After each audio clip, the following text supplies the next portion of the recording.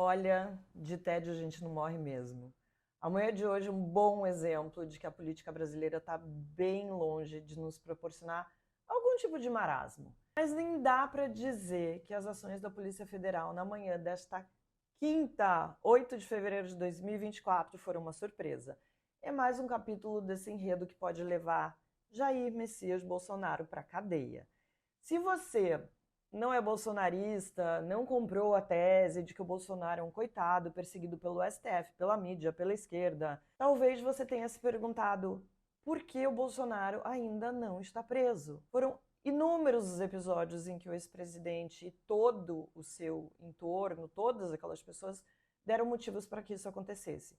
A gente fica se perguntando por que esse sujeito ainda não está na cadeia, diante de tantas ameaças à democracia, diante de provas materiais, muitas declarações. Gente, pelas mesmas razões que pouparam Bolsonaro de um impeachment. Clima político e comoção entre os seus eleitores.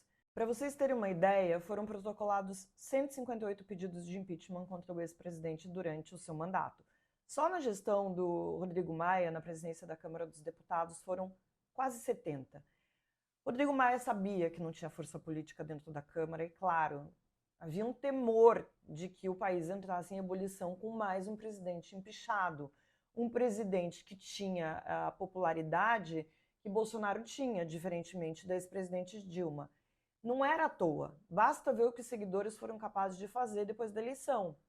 Mesmo diante de uma derrota que foi comprovada pelo TSE, as pessoas tomaram as ruas, foram para as portas dos quartéis e acabaram fazendo aquela derradeira lambança no dia 8 de janeiro. Então, por que o Bolsonaro ainda não está preso? Há um consenso que o Bolsonaro não será preso até que haja provas robustas contra os seus crimes e de que todas essas peças que levam até ele se encaixem, de que não deixe dúvidas do seu envolvimento para que a sua prisão não possa ser juridicamente contestada. Eu, particularmente, acho que a operação de hoje, com a prisão de 2 ex-assessores do Bolsonaro e que teve como alvo ex-ministros como o general Augusto Heleno do GSI, general Braga Neto da Casa Civil e Defesa, Anderson Torres da Justiça e o ex-comandante do Exército Paulo Sérgio Nogueira, é um aviso de que o gato subiu no telhado. É um preparatório do que está por vir. É o sinal de que a prisão do ex-presidente é uma questão de tempo. Bora falar sobre isso? Eu sou Marilis Pereira Jorge, colunista e comentarista do Meio. Se você está chegando por aqui agora, seja bem-vindo, seja bem-vinda. Aproveita para se inscrever no canal, deixa um like se você gostar do conteúdo. E você, que já é meu parceiro, muito obrigado pela companhia. Bruno, a vinheta.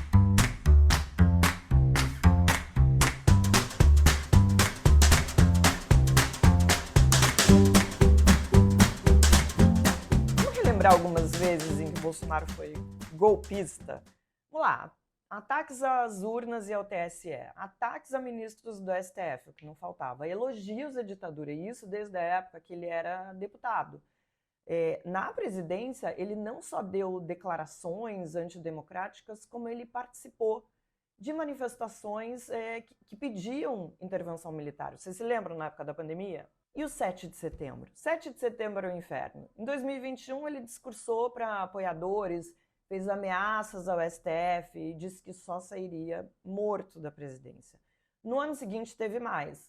Mesma coisa, fez ameaças ao STF e em 2021 ele deu a entender que não aceitaria outro resultado que não fosse a sua vitória, a sua eleição no ano seguinte. E depois vem a minuta do golpe. E agora, a delação do coronel Mauro Cid abasteceu a Polícia Federal contra a cúpula do governo Bolsonaro. Tem vídeo em que o Bolsonaro diz que vai entrar em campo com seu exército. Sério, gente, fala sério. Quem é que grava uma reunião golpista? Mas vamos lá. A decisão do ministro Alexandre de Moraes do STF, do Supremo Tribunal Federal, que autorizou as prisões e buscas nessa quinta-feira, afirma que o ex-presidente Jair Bolsonaro teve acesso e pediu modificações no que foi chamada minuta do golpe, mantendo, inclusive, a previsão do Alexandre de Moraes Deixa eu ler para você o que o Moraes falou aqui, tá? Os elementos informativos colhidos revelam que Jair Bolsonaro recebeu uma minuta de decreto apresentado por Felipe Martins, que era assessor dele e que foi preso, e a Mauri Ferri Sade para executar um golpe de Estado, detalhando supostas interferências do Poder Judiciário no Poder Executivo. Ao final, decretava a prisão de diversas autoridades, entre as quais os ministros do Supremo Tribunal Federal, Alexandre de Moraes e Gilmar Mendes, além do presidente do Senado, Rodrigo Pacheco. Posteriormente foram realizadas alterações a pedidos do então presidente, permanecendo a determinação de prisão do ministro Alexandre de Moraes e a realização de novas eleições. Que fofo. Diante de tudo isso, por que ainda vemos os apoiadores do ex-presidente relevando a gravidade do que poderia ser um golpe de Estado? Essa resposta é simples e complexa. Simples porque, na verdade, são pessoas que flertam com regimes antidemocráticos e veem nesses regimes a solução para os seus problemas. Agora, ela é complexa porque tem uma lista de coisas que fazem com que essas pessoas acabem se radicalizando. Vamos falar um pouquinho sobre isso, porque é importante para a gente entender o que é o bolsonarismo.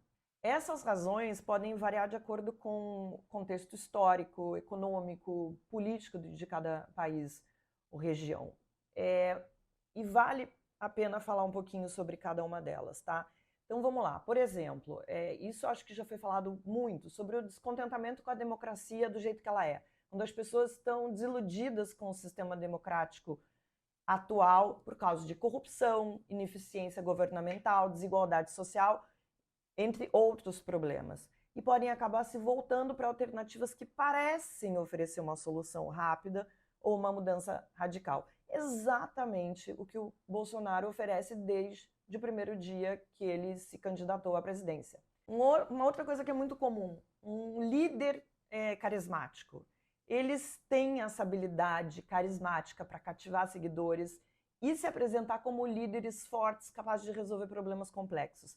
Esse apelo carismático acaba atraindo pessoas que procuram segurança, estabilidade ou até uma figura paterna, materna de liderança. No caso do bolsonarismo é sempre um homem, né? Esse homem que vai nos salvar. Uma coisa que funcionou muito no bolsonarismo é medo e insegurança. Por causa de incerteza econômica, social, política, as pessoas podem ser mais receptivas a promessas de ordem, segurança, proteção, mesmo que isso signifique abdicar de certos direitos ou liberdades democráticas. O Bolsonaro fez isso, continua fazendo isso, dizendo que a vitória do Lula, por exemplo, significaria a implementação do comunismo no Brasil. Gente, cadê o comunismo? Outra coisa que esses grupos radicais exploram, nacionalismo, xenofobia.